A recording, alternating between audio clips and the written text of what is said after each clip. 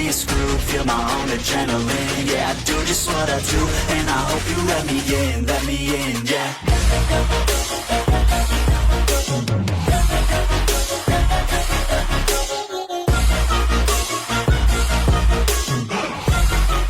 Hello and welcome back, fellow anime lovers, to Cypherfics.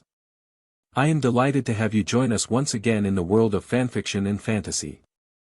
This is the second part of What If Gravityfalls Meet Total Drama series. Special note, this fanfic is written and a masterpiece of Shadowwriter 329 on FANFICTIONnet. Do check and support the author too.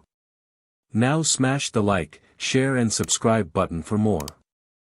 Also press the bell icon so that you never miss such great parts. Thanks for the introduction. Now let's dive into the world. Time went on and now it was 85 hours. It was rough and barely anyone awake. Being that they had nothing to do but wait and stay awake, some tried to have some fun. Duncan played a prank on Harold, using a simple trick he wanted to know if it works or not. The punk took Harold's hand and dropped the finger into a cup of water. Duncan laughed at the result. Gross, it worked. Dude peed his pants.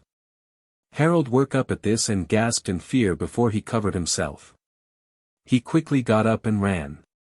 This woke a few other ones up. Noah and Cody woke up to find that Cody was being held by Noah and Noah was dream kissing Cody's ear.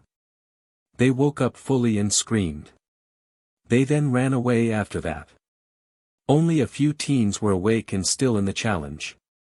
They were Heather, Gwen, Trent and Dipper for the Screaming Gophers and Duncan and Eva for the Killer Base.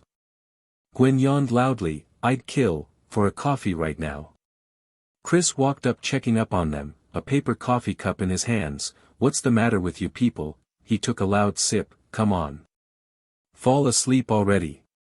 To his shock, Gwen came up and grabbed his pants. "You got to hook me up, man. I even eat the grinds. Anything." "Alright, you five stay with me," Chris said to those still in the challenge. "The rest of you go and take a shower for Haven's sakes, you stink." The rest of the campers started to leave, Harold way in front.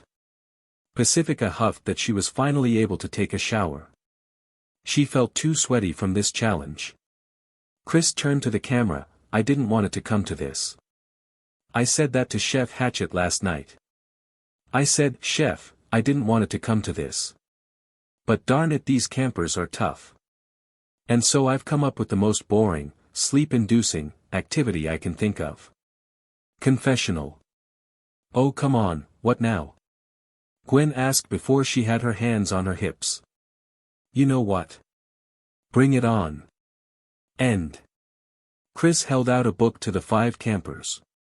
A History of Canada, a pop book. He opens the book to show a beaver.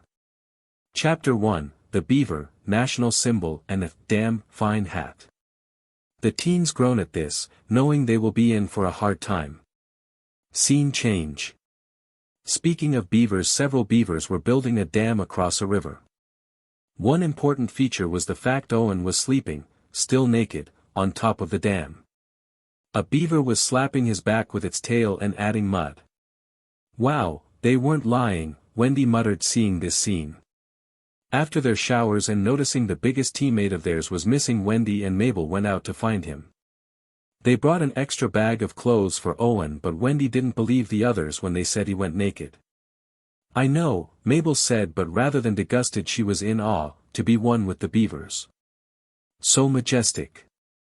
"That's one word for it," Wendy said before she climbed onto the dam while avoiding the beavers.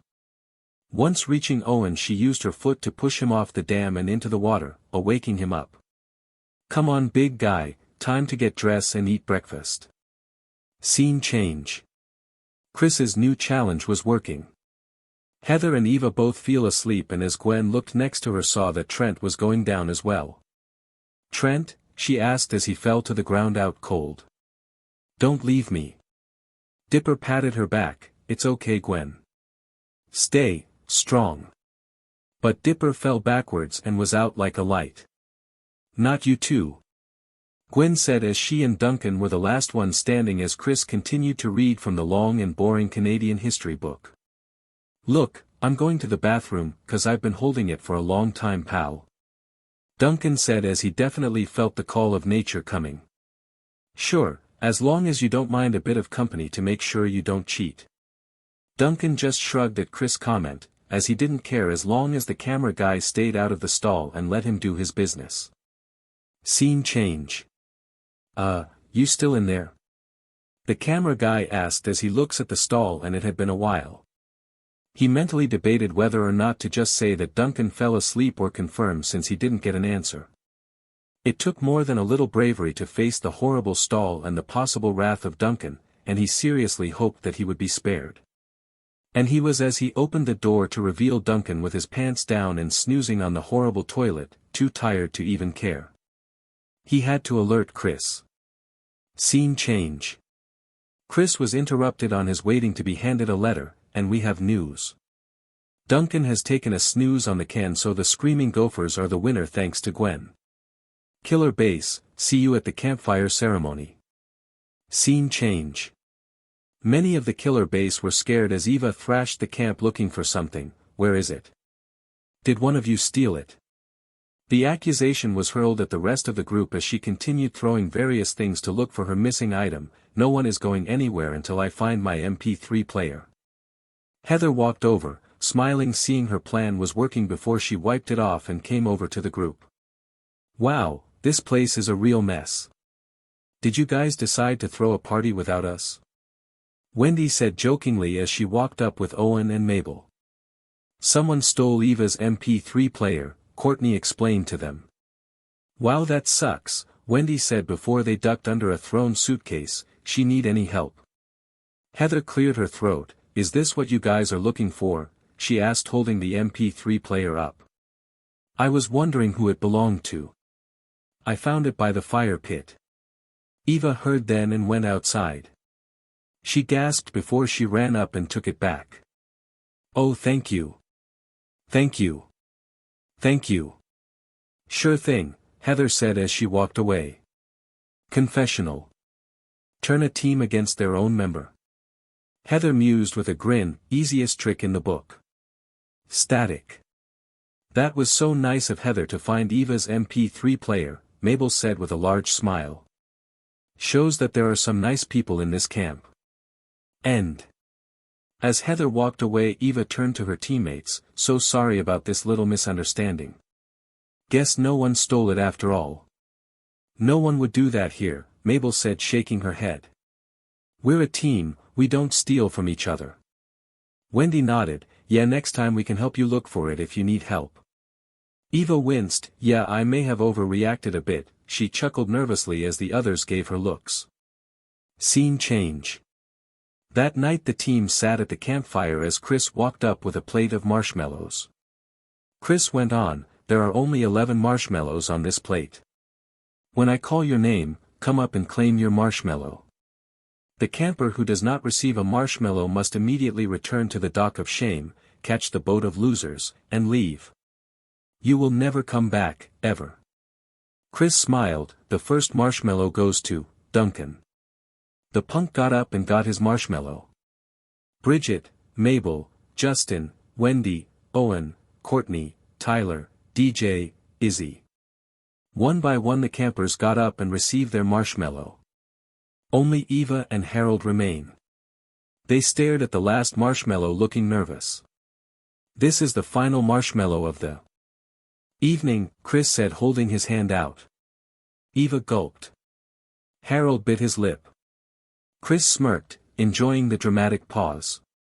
The group stared at the host, waiting for Chris' announcement. Harold. Harold looked relieved before he took his marshmallow. Eva gasped. Eva, the dock of shame awaits, Chris said to Eva with a smug smirk, waving at the dock. Eva stood up and turns to her former teammates with a scowl on her face. Nice, really nice, who needs this stupid TV show, anyway? The bodybuilder exploded before walk up to a cowering Chris and kicks him in shin on her way. Ow. Have a good night's sleep tonight. Chris muttered in pain before turns his head to the group. You're all safe. Confessional. You can't like a total raging psychopath and then expect people to just forgive you, Courtney said with a huff, no matter how tough and strong and fast you are. It was sad to see Eva go, Wendy admitted. She was kinda cool and I can see her hanging out with me and my friends back home. I guess the others were just too mad and didn't enough time to cool off. Static. So Eva was one of their strongest players, Heather pointed out to the camera, and now she's gone. I am so running this game. End. Courtney waved at Eva from the distance as the girl walked the dock of shame, but bye, Eva.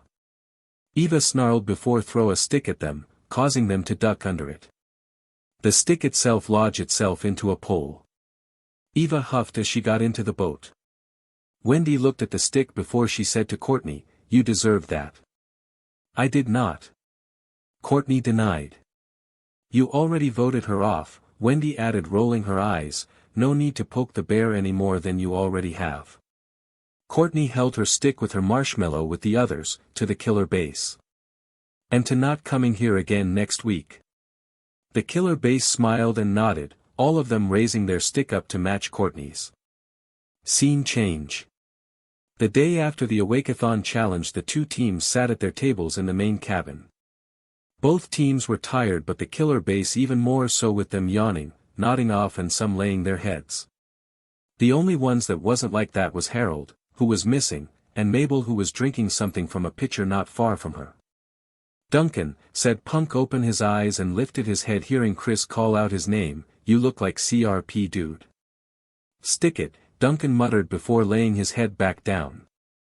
"Harold snored all night," Courtney explained to Chris before turning to Wendy, who looked tired like the others but not as bad. "I don't get how you were able to sleep through that." Wendy shrugged. "I live with 3 younger brothers and my lumberjack dad, who is the size of a grizzly bear. Harold's snoring barely registered to me." Chris laughed. "Wow, 4 nights of no sleep. Now much are you hurting, dude? Want to find out?" Duncan threatens, causing the rest of the team beside Wendy and Mabel to duck under the table for cover. "No, no," Chris said with his hands up but the smirk still on his face. It's cool, it's cool." The door opens and Harold walked in. The only thing different was the fact he had a fake mustache drawn on his lips. He walked to his table as the other snickered. He then looked at his snickering teammates. "What? Someone messed with your face, dude," Tyler answered. The others laughed while Harold used a spoon to check out his face. "Sweet statch," he muttered. Wendy glanced at Mabel. "Did you decided to use people as art again?" "Nope, not yet," Mabel replied simply. This answer only caused Dipper to face palm when he heard this. "Hey everyone!" Chris cried, getting their attention as Gwen walked through the door. "It's Gwen." The screaming Gophers cheered and clapped for the teammate that won them the last challenge. "Why are we clapping?" Lindsay asked Heather as Gwen sat down next to the blonde. "I'm so tired," Gwen muttered, "I can't feel my face." After this, Gwen had slammed into the table face first, being too tired to keep her head up. Confessional. "Things are not going good right now," Courtney said, not liking their odds. "Eva may be a psycho, but at least she was an athletic psycho." End. "So, let's go over the rules of the alliance once more," Heather said, not really noticing that Pacifica had placed herself close enough to hear. "That we can't date other contestants." Lindsay didn't like that rule, as she seemed to have a thing for Dipper since the time they unintentionally made out during the Awakeathon. Of course, what Heather didn't say, they couldn't make out with guys they liked and date after, and Lindsay had to keep her giddiness in check for a loophole. And breaking the alliance rules can get you kicked out of the alliance, Beth added, as she still had aspirations of making it to the final 3 with Lindsay and Heather. "And that I can borrow your stuff without asking, but you can't borrow my things," Heather added as she smirked at the fact that these seemed to be eating every word she said. "That seems a little unfair," Lindsay said as it was. Here Pacifica rolled her eyes at this rule. She thought this rule was pointless even for her, as she had no need for borrowing, and she wouldn't take handouts. Sharing was okay with her though. "Well, I could change the rules, but I could also kick you out of the alliance." If you're not in the alliance, then I can't protect you. Heather almost had them hooked with the worried looks on their faces, but then it was wiped out quickly. Or you could keep the rules and they just kick you out of the alliance since you need their votes. Heather looked shocked as Beth and Lindsay started to realize the rich blonde was right. I mean, trust is a two-way street, and if you can't trust them with your things, then why should they trust you at all? But whatever. Pacifica decided to change her seat to be next to Dipper, who was recovering pretty well from the last challenge. Confessional. How dare she ruin everything? Heather said as she annoyed at Pacifica and her interference. Who does she think she is? This was only a minor setback, but this means war. Pacifica. Static. You know, I might actually have fun taking Heather down piece by piece. Pacifica said with a smirk on her face. She has some skill as a manipulator, but I'm a Northwest. We're born with a PhD in manipulation and a master's in revenge. She then looked at the stall once more, and seriously Chris, if you have the money to host a show on an island, then you could afford a proper confessional than this hovel. End. Okay campers. Chris said, clapping his hands, getting their attention, and he stood between the two teams. Your next challenge begins in 10 minutes. And be prepared to bring it. The teams looked at each other wondering what the new challenge will be. The Killer Base however were determined to end the Gophers' winning streak. Scene change. At a section of the beach a large plexiglass court was built with wooden beams and logs supporting it and holding the walls up. A gym court was inside with wooden benches for them to sit on and the sides separated by red lines and two banners to show where the two teams will sit. Once inside, Duncan just slumped down on one of the benches before he warned his teammates, "Wake me and it will be the last thing you do." Some of the campers gulped while Courtney rolled her eyes. "This is all your fault," Courtney said, her finger in Harold's face, "you and your snoring face." "It's called a medical condition," Harold corrected her. "Gosh. I think all he needs to wake up is some Mabel juice," Mabel said, holding her pitcher up. Wendy shook her head before the younger team could possibly kill Duncan. Owen hummed, looking at the drink, and was interesting. Izzy did point something out though. "Are those practice dinosaurs in there?" "Awesome." Mabel beamed, finally glad that someone who can see the greatness she can do. Owen blinked at the fact it had tiny toy dinos in the drink, but he had eaten Stranger Things, so he figured he would ask to try it out later. Plus, he will admit drinking something with tiny toys might be fun. Chef, dressed as a referee, blew a whistle loudly to get their attention. Chef walked over next to Chris, who stood beside several Red Ball. Today is the classic game of dodgeball. The first rule of dodgeball is, don't talk about dodgeball. Noah joked, getting a few snickers. As I was saying, Chris went on, picking up one of the dodgeballs. "If you get hit with a dodgeball, you're out." He threw the ball and it caught Courtney in the chest hard. "Ow," she cried, but managing to hold the ball into her body before glaring at Chris. "You can't do that." She threw the ball back at him. Chris however caught it and went on, ignoring Courtney. "If you catch the ball, the thrower is out and can bring another member of their team out onto the court." Throwing ball. "Gee, another mentally challenging test," Noah said, rolling his eyes. "I know, right?" Lindsay asked, getting only a deadpan look from Noah. "Okay, now Jeff, try and hit me," Chris ordered. "Throw a ball to the party dude," who caught the ball. Chris got another ball and held it in front of him. "If you are holding a ball, you can use it to deflect a ball. But if the ball is knocked out of your hand, then you're out." "So, what do I do when a ball comes at me again?"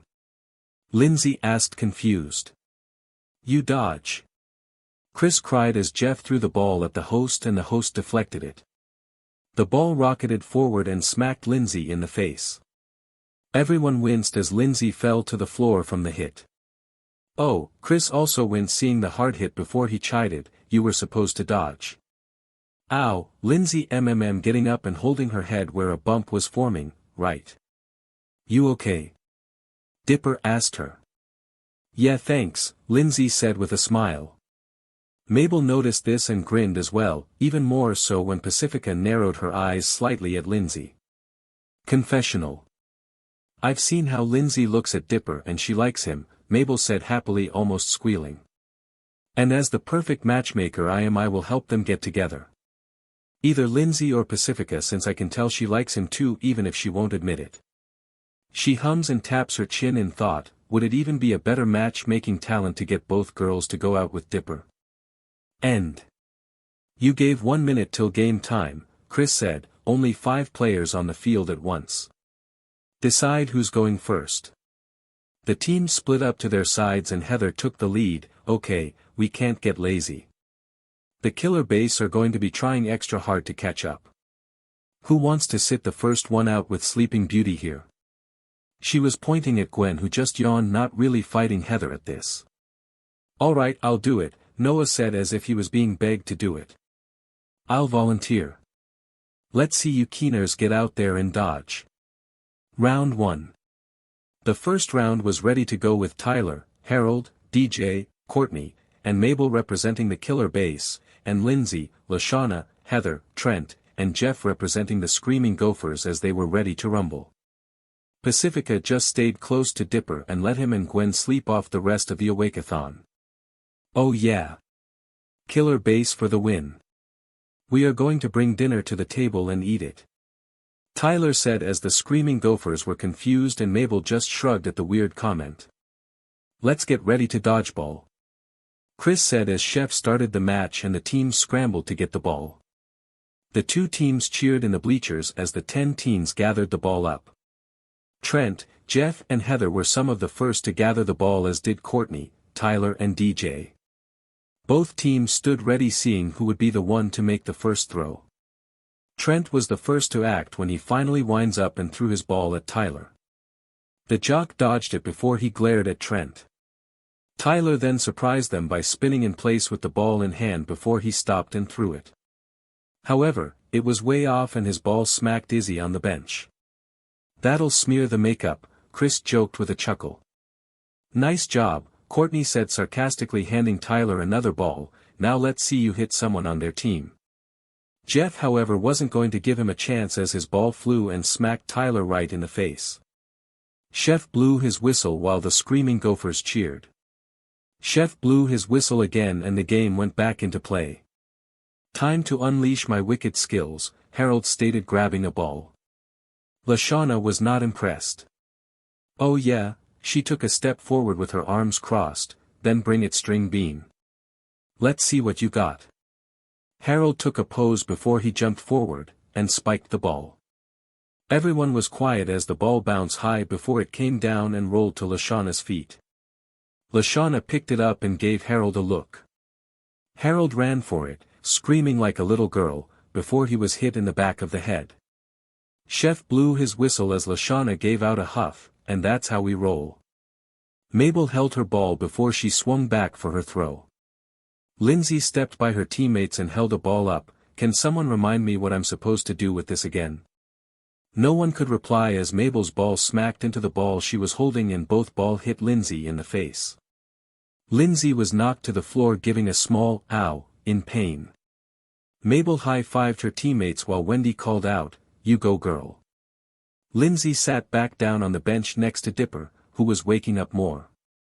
He notices the bumps on her face and was concerned. You okay? Yeah, Lindsay said with a smile.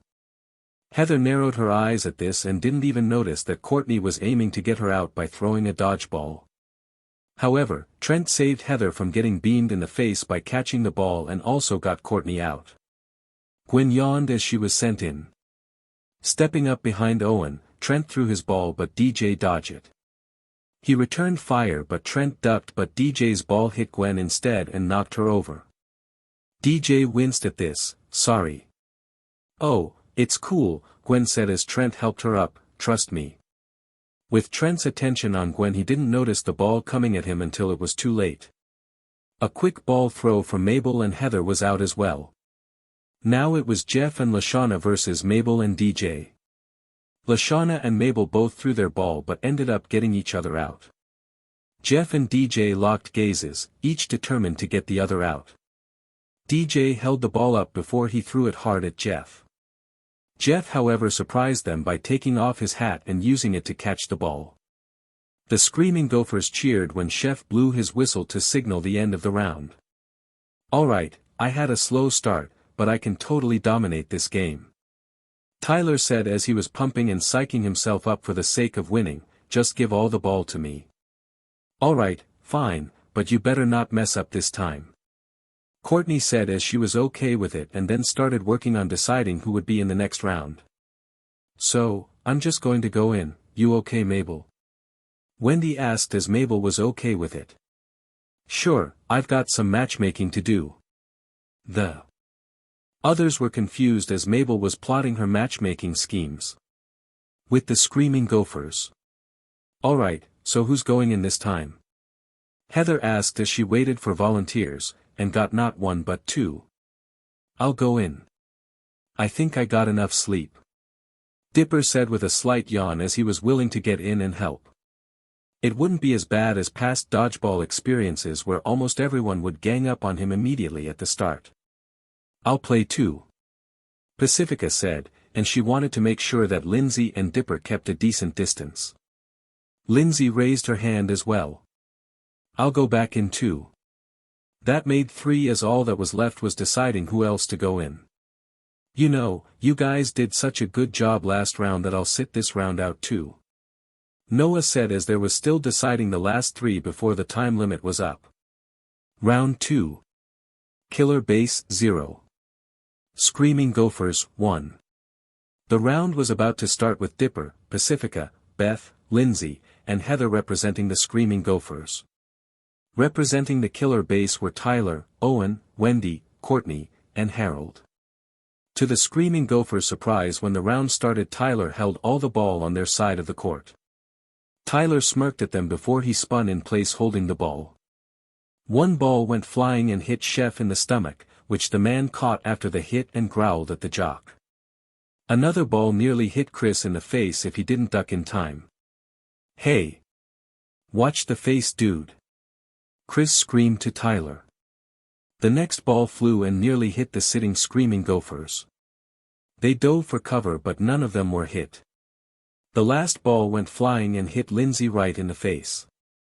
The team gasped and Tyler cried out when he realized what he had done. "No." Courtney just huffed, finally.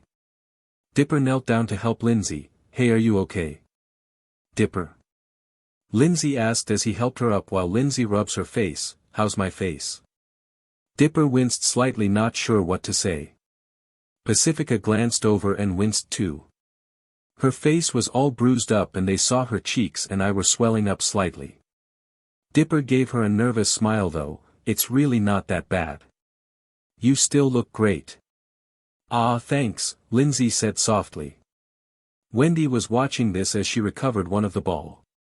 She felt bad for the girl but it surprised her with how Lindsay seemed to enjoy the attention Dipper was giving her. That was when she noticed Mabel on the sidelines. She was jerking her head towards Dipper and then jerking her finger at him. It took Wendy a moment to get the message before she softly tossed the ball and it bounced off Dipper's back. Chef blew his whistle and it was then did Dipper remember that the game was still on. He took Lindsay and helped her over to the bench where Mabel came over to them. Dipper was about to ask her why she wasn't with her team when she said, "Oh my, that looks so painful." Dipper raised a brow at Mabel's tone as it sounds like she was acting or up to something. "Maybe you should go and put some ice on it, Dipper." Dipper had no idea what she was up to but Lindsay seems to like that idea. "Oh, can you help me get some? Please, Dipper." "Well." Dipper thought for a moment before he said, "I guess the team doesn't need us now." So with that, the pair got up and headed for the exit. Lindsay reaching out and took Dipper's hand in her own. 3 pair of eyes narrowed at this: Heather, Pacifica and Tyler. Heather wanted to warn/threaten Lindsay with her not being in the alliance but felt she had to focus on the game since they were down 2 players. Tyler didn't like how Lindsay was hanging on to Dipper like that and Pacifica feeling the same but reversed the roles. The rich American did however take her anger out by throwing her ball with a double-handed overhead throw which nailed Tyler right in the groin. All the males since as Tyler collapsed, holding his family jewels. Even Chris winced since he was also a male and felt the phantom pain, but the host also chuckled since it was still amusing. That one's worth an instant replay. Through the power of editing, the episode rewound of Tyler getting it repeatedly. Forward, rewind, forward, rewind, forward, pause. The host chuckled, "That's gonna leave a mark. Hopefully not too many swimmers died." Confessional. "A moment of silence for our fallen comrade," Harold said, giving a small salute, "for taking an injury no man wishes even upon their worst enemy." Izzy giggled crazily to the camera, "I swear you can hear a pop after that throw. I never got how guys think that's so painful. It can't be that bad, right?" "That was harsh, man," Trent said, crossing his legs for the phantom pain. "Even if he is on the other team, it's still too much." "Tyler," Owen said with a sniff and his own salute, "maybe you recover from that deadly blow." "Godspeed, man, Godspeed. And people wonder why I don't play sports like this," Noah stated with a deadpan look and matching tone. End.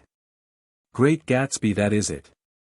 Owen cried before he took a ball and charged with a battle cry.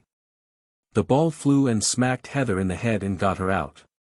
Owen took another ball and took Beth out even if the girl tried to run. Wendy didn't stand by as she took her ball and hit Pacifica for the win. Wendy admitted it felt good hitting a northwest like that. Chef blew his whistle signaling the round over. Owen held a ball up and declared, "Tyler, you have been avenged. And the killer base take the second round." Chris said as the score changed. Screaming Gopher, 1. Killer base, 1. The killer base cheered at the victory that they had gained, but they probably wouldn't use Tyler again, as he would be out for a while. Scene change. "Okay, ease your eye into this. Don't want to take it out," Dipper said as he was assisting Lindsay with the swelling and bruises. The two managed to find some ice, and were working on the recovery. From what Dipper saw, it would recover easily with a bit of rest and a bit of ice to relieve the pain. "Thanks, Dipper, it's great that you're helping me out with this. I totally wouldn't have found the ice for like ever," Lindsay said as she started easing herself into the ice, but she unintentionally slipped and caused the two of them to fall, like during the Awakeathon, but with a few differences. That difference was that Dipper was on the floor with Lindsay straddling him, with both hands grpng her large melons. The only thing that was the same was the fact that they were making out again. Once again, they stayed like this, Dipper giving a squeeze to both BRST and Lindsay MMM. Lindsay wasn't the one that seemed as shocked, or rather she got over it quicker. But instead of trying to get off or have Dipper let go, she deepens the kiss. Dipper was even more stunned by this, and he noticed that Lindsay was grinding herself onto him slightly. They stayed like this for a few minutes before Lindsay released Dipper, allowing him to breathe, and sat up but still saddling him. Dipper took a breath before he looked up at Lindsay. "Okay, Lindsay, can we talk?" "Sure," Lindsay said happily. She noticed that Dipper removed his hands, but she quickly grabbed his wrist and moved them back onto her BRST without pause. Dipper blinked at this but shook his head to focus, adding one last squeeze in before he said, "What's going on?" Lindsay blinked. "What do you mean?" Dipper sat up even if Lindsay refused to move and removed his hands. "Why are you acting like this? This is the second time this has happened, and each time you are okay with it. Any other girl would hit me or at the very least be very mad. So why are you actually happy with what happened?" Lindsay looked embarrassed before she got up and started to pace. "You're from Gravityfalls, right? So, you know there is more in the world than just humans. Even when there was that cult making people forget, they have not been active, and not to mention the major event that one summer a few years ago that not even they could cover up." Dipper's eyes went wide as Lindsay ranted. "How do you know about Weirdmageddon? How do you know about the Society of the Blind Eye? How do you even know anything about Gravity Falls?" Lindsay paused her pacing before she glanced at Dipper. "You promise not to freak out?" Dipper paused, since hearing something like that was a bit concerning. "I won't." Lindsay took a deep breath before she relaxed. That was when the changes happened in the span of a second. A pair of leather wings appear from her back as well as a tail peeked out from under her skirt with the end like a spade. She looked at him with a small smile. You see, I'm not human. Dipper said nothing but didn't freak out like promised. While he was certainly stunned, no doubt about that, from the other things he's seen Lindsay's extra appendages were pretty tame. Not to be rude, but what are you then? My species is called succubi, Lindsay explained. We're a pretty simple species that can survive in most conditions. We feed on dopamine our bodies produce when certain conditions apply. Dopamine? Dipper echoed, surprised not at the information but who said it. I think that is the biggest word you said since I've met you. He winced and quickly added, I didn't mean anything bad about that. Lindsay, however, just giggled, it's okay. I know I'm not genius and seem like a stereotyped dumb blonde, but that's because of my condition. Condition? Dipper asked, concerned now. What condition? What's wrong? Lindsay sighed before she walked over and sat down next to Dipper. My mind acts up when I don't get enough dopamine. I temporarily lose my memories, so I can't even remember names and keep me from thinking properly. She smiled at him, but you helped me without even trying. And I thank you for that. Well, I didn't know I was helping, Dipper admitted, and I wish I can help you with your condition. Well, you have been helping Dipper. Lindsay exclaimed as she looked at Dipper in the eyes. I felt better with our accidental make-outs than the times I ate chocolate. So, how about we go out? Wait, you mean be boyfriend and girlfriend? Dipper asked as he was confused at the prospect. Yeah. I mean, any girl would be totally happy with you. You're a total hero. Lindsay said, and that got Dipper to thinking about something else. The Society of the Blind Eye is one thing, since they didn't mind wipe the non-human inhabitants, but Weirdmageddon was a different matter. So, how exactly do you know about Weirdmageddon, since it's under Gravity Falls? Never mind all that, act. Oh, my mom, older sister, and me were sort of caught up in it and moved out afterwards just in case since there's family here. Lindsay, and it did make sense that she would know about that particular act, as it was understandable if some people to avoid the weirdness of Gravity Falls. How did you get past the weirdness barrier?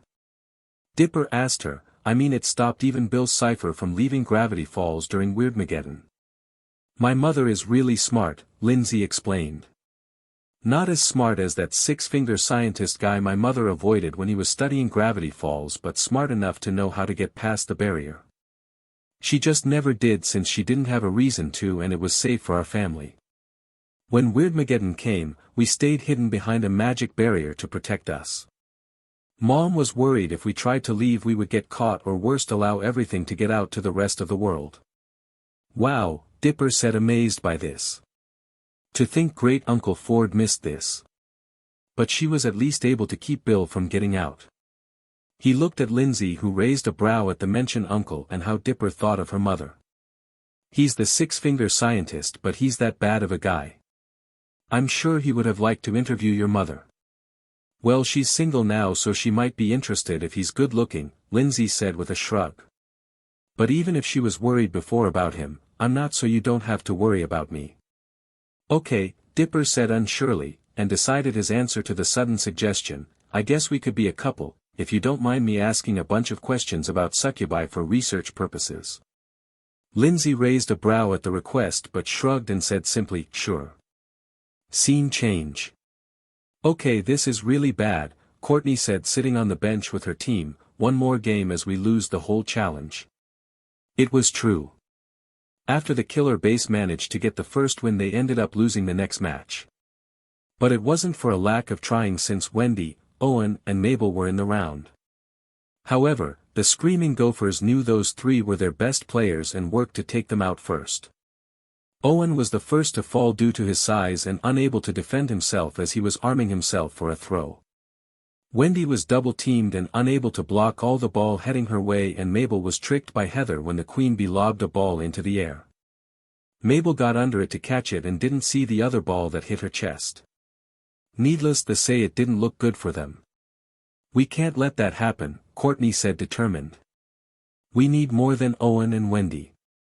We need something also strong, someone mean, someone who would crush those gophers into the dirt and not regret a thing. You know, you could just say Duncan, Wendy said, thumbing to the still sleeping punk. Justin shook his head, no way. If we wake him up, he'll kill us and I'm too pretty to die. Wendy rolled her eyes before she looked at Mabel. Mabel, care to do the honors? I'm on it. Mabel declared happily. We will remember you as you were, Mabel, Harold said with his hand over his heart, like he was expecting Mabel to die. Mabel took no notice as she stood in front of Duncan and did something that surprised everyone but Wendy. She reached over and poked his nose while saying, boop. Nothing happened. She did it again, boop. And again, boop. And on the next attempt Duncan caught her hand. He lifted his head up and glared at her. Any last words you want to say? Mabel blinked before she poked his nose again with her other hand. Boop. Duncan growls and stood up ready to fight, but Wendy got his attention. Oh good, you're up. We need to talk. What now? Duncan growled out, getting more and more irritated. We're down 2-1, Wendy explained. We need to win the next 2 rounds, otherwise we will lose the challenge. Duncan scoffed, why should I care? Because if we lose, you lose, Wendy pointed out. If we have to vote someone off again, then I think we would vote off the guy that did nothing rather than anyone else. Duncan scowled before he sighed, fine. But you all have to do what I say, when I say it. Wendy and the others nodded, seeing as they needed to make this work. Duncan nodded before he said, okay, here a strategy during my first visit to Juvie.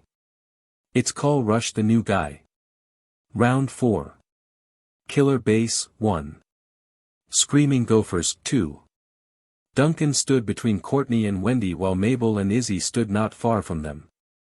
The Screaming Gophers had Lashana, Beth, Trent, Katie and Jeff playing the round. Chef blew his whistle and the round started. Trent and Lashana both threw their ball, but Duncan and Wendy dodged them both.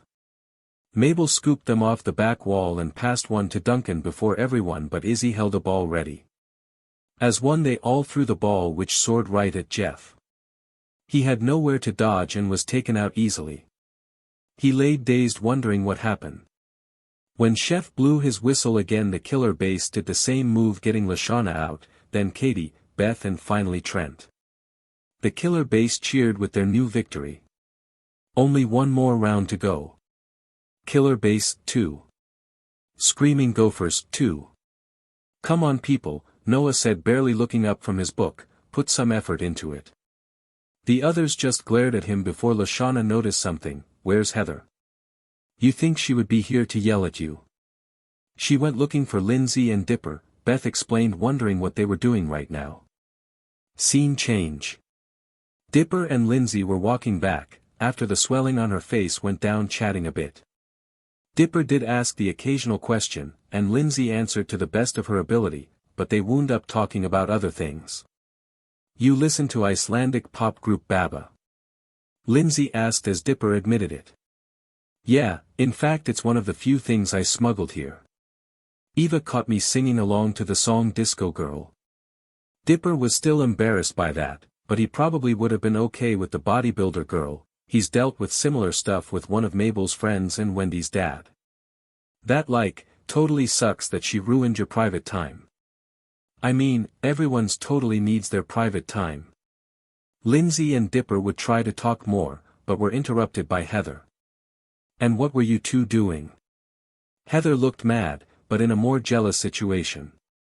Not necessarily of who Lindsay was having a nice time with, but rather that she was having a nice time, with a boy, before her.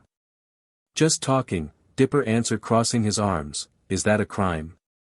In case you've forgotten, we are in the middle of a challenge, Heather countered with a growl. You already wasted time getting some ice or whatever. Now let's get back there so we can ensure the killer base lose again. And with that she turned with a huff and walked away.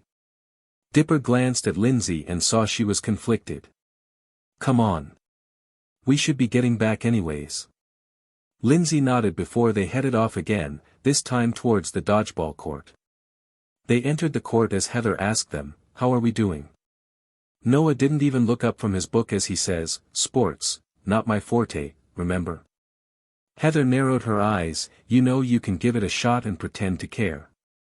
It's tied, Cody explained, with the last round needed to win.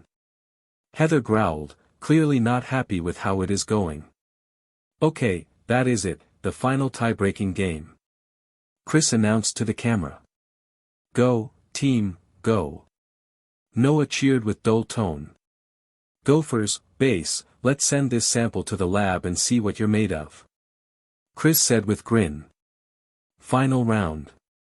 Killer Base 2. Screaming Gophers 2.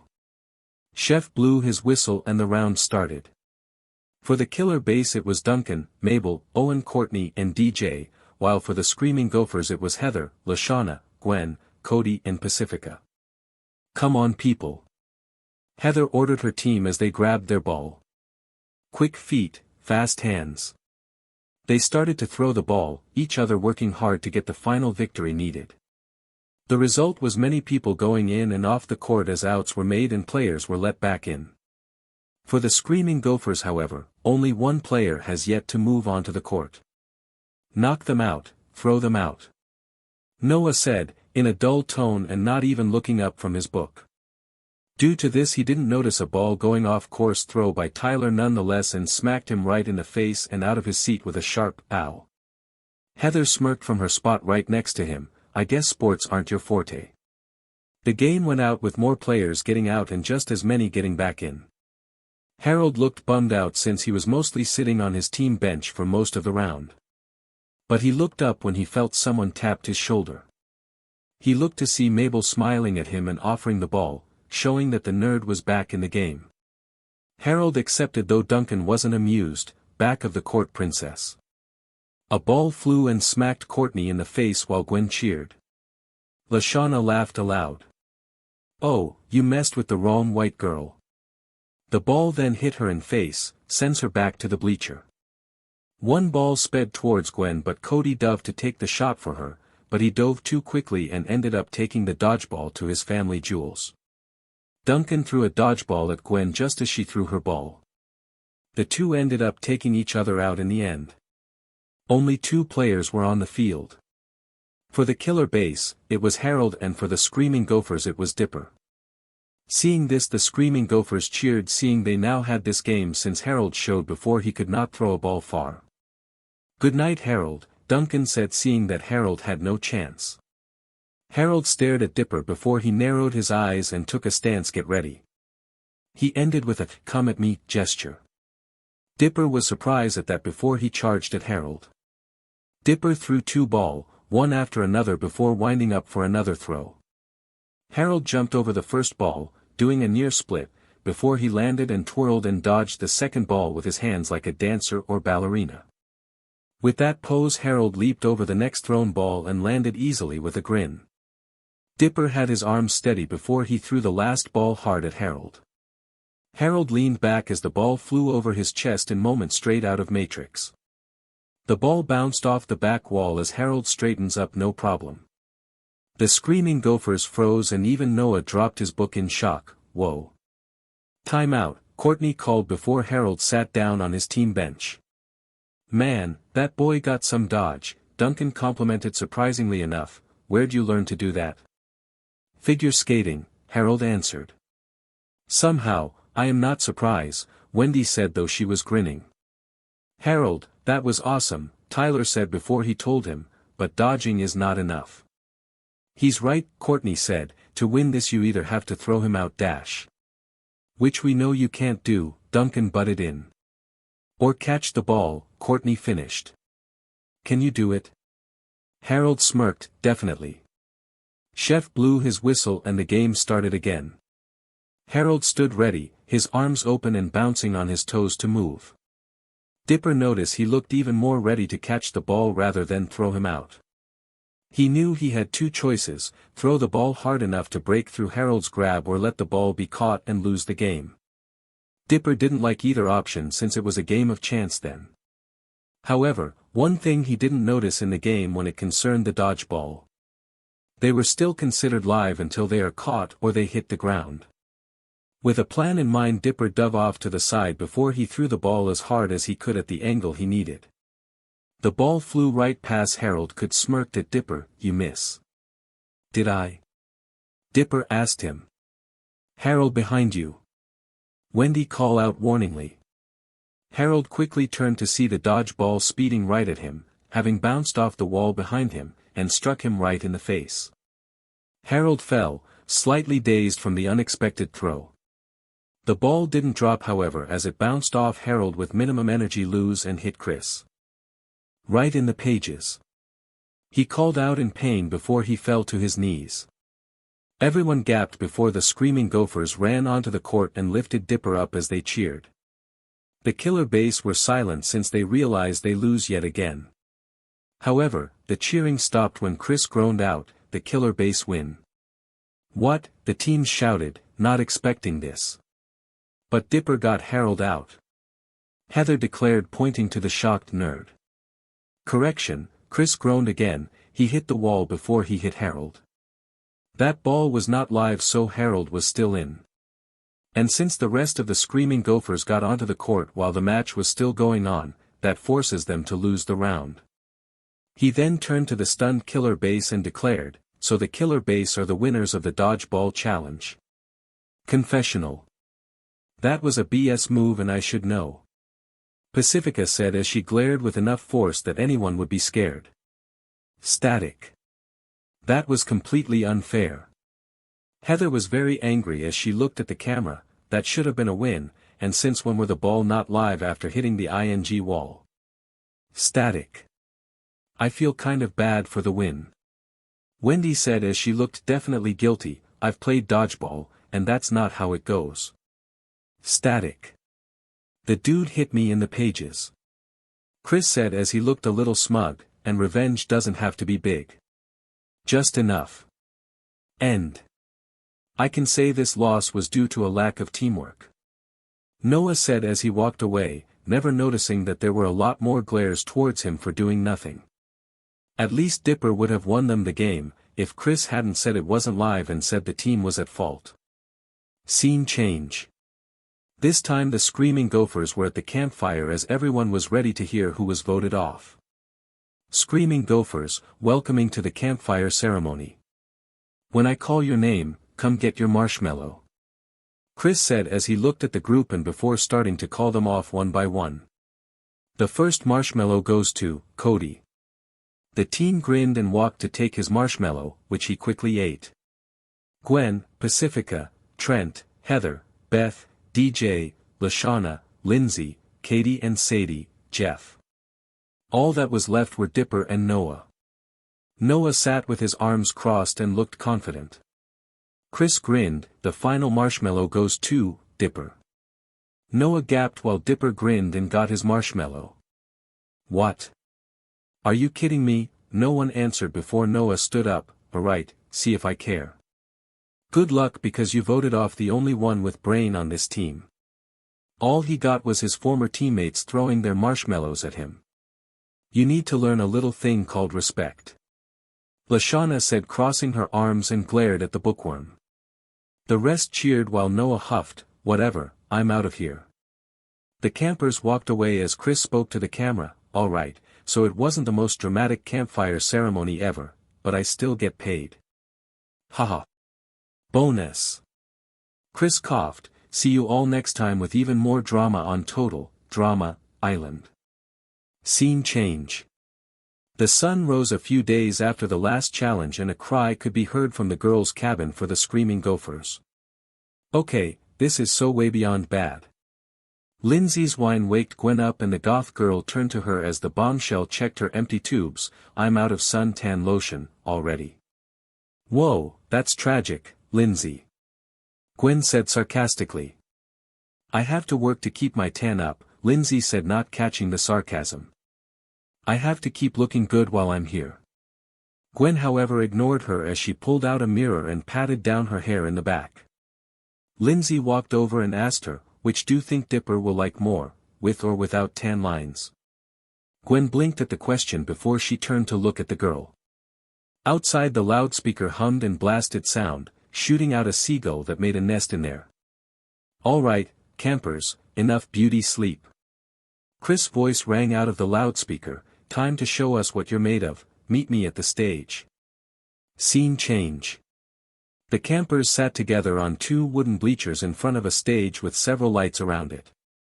The curtain was open, showing a simple blank curtain backdrop that looked like several similar shaded curtains was sewed together. Are we gonna see a musical?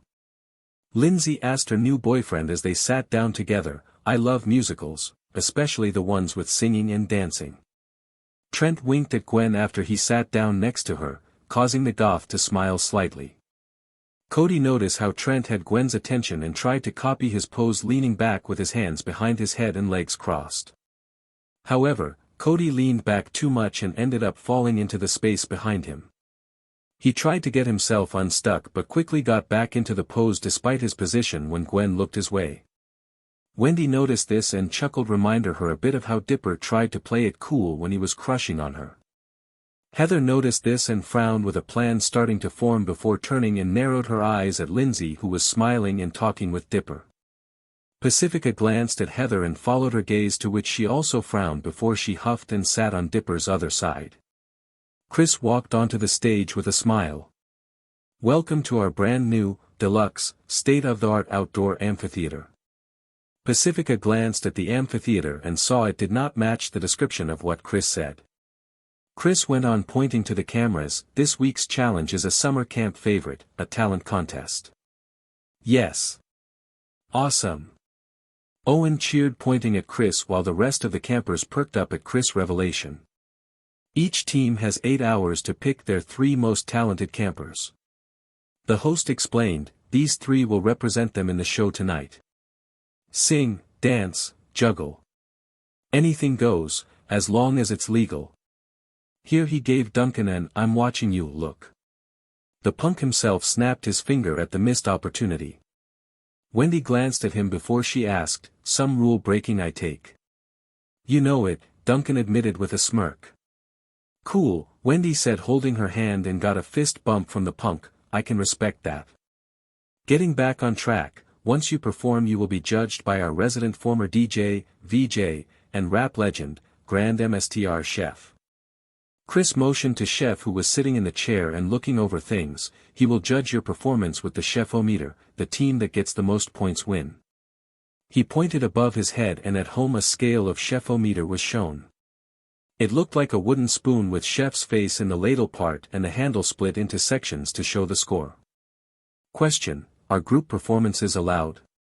Pacifica asked, as she was curious as to if group performances are available, as she had a partial plan of sorts. The fact that it was to showcase how much better she was than Lindsay was also a bonus. Mabel saw the tension, and knew she had to act to have a harmonious 3-way relationship for Dipper and the 2 girls. It was her duty as a matchmaker to help the 3 get together. I'll allow it, but everyone in the group performance can't have a second performance. Chris didn't think it mattered that much, so long as it was a single performance rather than have the same person perform twice. Now go select your talents. Scene change. The Screaming Gophers decided to figure out their plan for the challenge at their cabin. They sat on the porch and stairs while Heather stood before everyone. Heather blows her whistle before walking in front of her team and said, "Okay, I'm the team captain, so here's how it's going to work." "Wait, who said you were team captain?" Pacifica asked with narrowed eyes. "She did. Just now." Lindsay replied. "Lindsay, Beth, and I took a vote, and I won." Heather gave Pacifica a smug smirk. "Yeah, you 3 did," Pacifica pointed out. "None of the rest of the team voted. That shouldn't even count. Besides, threatening them to vote for you isn't exactly democratic." The goth girl stated. "And who do you think would be a better captain?" "You." Heather mocked, not about to give it up so easily. "While I know I would be better than you," Pacifica said with a huff before she pointed to Dipper. "But I think Dipper would make a better one." Dipper, who was sitting looking quite bored, blinked at this. "Wait, really?" Pacifica looked at him. "You're always the one leading your group back in Gravity Falls, and the first time we worked together." "Hell, every time we work together. Those are mysteries or finding secrets in Gravity Fall," Dipper explained. "This is about picking who has the best talent." I wouldn't be a good captain here. Trent then walked up with a muffin in his hands. Hey Gwen, snagged you an extra muffin. Heather shot the annoyed look at Trent for a second before she smirked, seeing an opening. Trent, you're cool with me leading this project, aren't you? Right on. Go for it. Trent replied with a shrug, not seeing a problem with it. Pacifica just face-palmed at this. Good. Beth, Lindsay, and I will be the judges, Heather said as the mentioned girls squealed in excitement.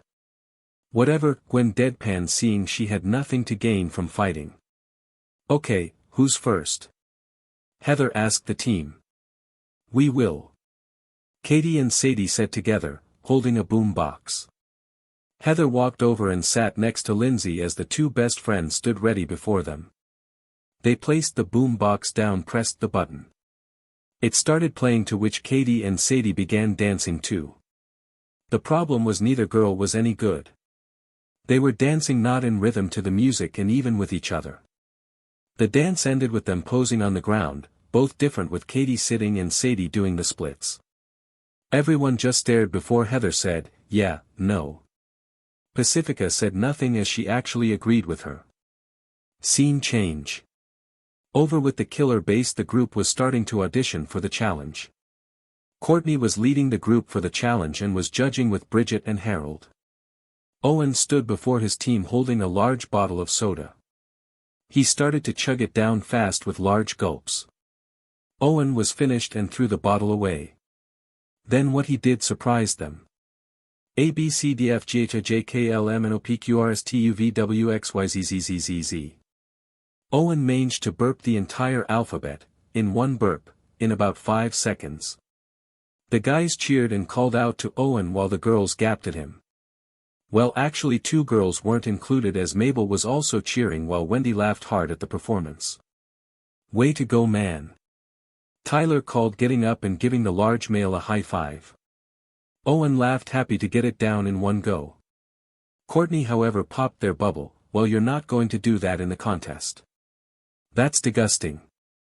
Do you know how hard it is to burp the entire alphabet in one go?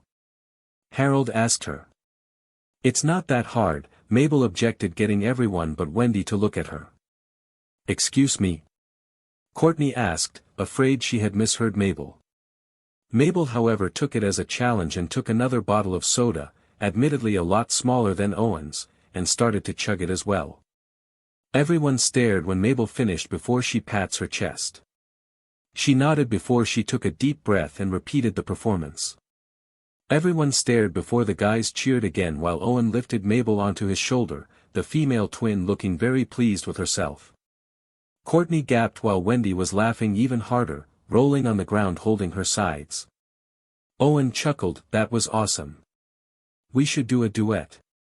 No. Courtney shouted, clearing, wanting neither of their talents for the team. Owen frowned before he had another suggestion. I can also toot Beethoven's Fifth. No, called most of the others' team members. Mabel was in awe however. Owen, you are a musical genius. Wendy was gasping for breath, still laughing, oh God. I'm dying. Ha ha ha. Scene change. With the Gophers, Katie and Sadie begged for another chance. Heather only agreed to it so they would shut up. The second try was worse than the first, if that was possible. Sadie and Katie were dancing to the beat of the music, and doing so poorly as that kept tripping themselves up. Once they were done, Heather felt a few years were taken off her life. Okay, next. Heather said as she waited for the next camper on their team to participate in the talent contest, and it happened to be Trent. The dude brought out his guitar and started to play a melody before singing softly. Dipper glanced at Gwen next to him and asked, you going to audition? Doubtful, Gwen said with a soft smile as Trent sings, you? Not really, Dipper admitted, I don't really have any talents that are worth anything in a talent contest. Trent finished his song and the rest clapped for him. Heather nodded as a strong possibility for him representing the team. Okay, who's next? Pacifica walked in front of everyone holding a party cup filled with water. Heather gave a small amused chuckle, what will you be doing for us? Planning on jumping into the water? Pacifica said nothing but took a small slip. Once she did so, she cleared her throat and held the cup before her, sitting flat on her palm. Pacifica then started to vocalize, getting higher and higher. Soon the cup in her hand shook before her perfect pitch shattered the cup as if it was glass. She shot a smirk at the group, which were looking stunned at her. Confessional. Holy Mother of God, Trent stated, with a stunned look as he faced the camera. How is that possible? Heather asked in disbelief. She couldn't even try and badmouth the rich girl, she was that shocked. Static. Pacifica was inspecting her nails before she smirked at the camera. Yeah, I'm that good. She leaned back confidently before she remembered where she was and shivered violently. End. Heather shook her head to gather her thoughts. Okay, I think we can use that. She didn't want to admit it, but even she can't deny that voice can help them win the challenge. She then noticed that Gwen was walking away. Where are you going? Gwen gave her a look. Anywhere, that's not here. She didn't see Heather narrowing her eyes at her as she left. Scene change. Tyler stood in front of the group with a smirk on his face. He took out a red yo-yo and started doing a few tricks with it. It started out simple enough with it hovering and spinning. Then Tyler pushed the yo-yo forward and flicked his finger back towards him.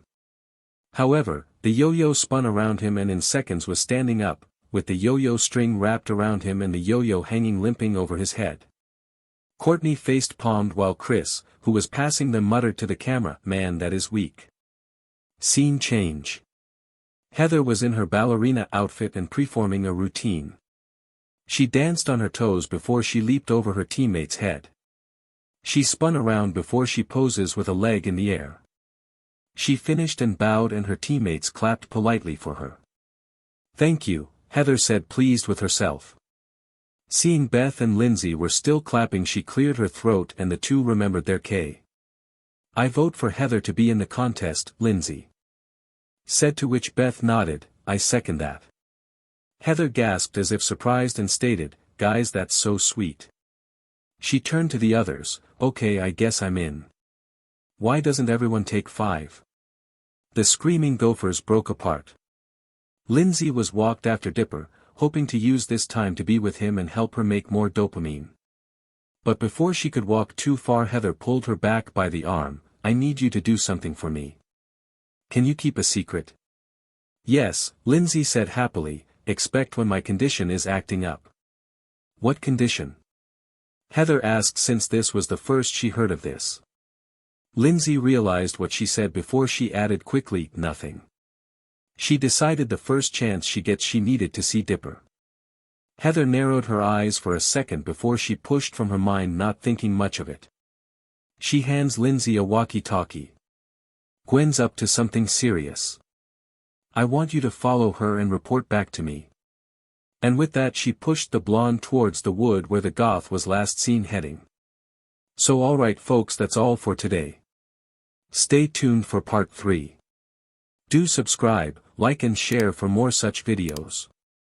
Also check out the story and author Shadow Rider 329 on fanfiction.net. Press the bell icon to be notified first on release. See you in the next video. Till then, goodbye.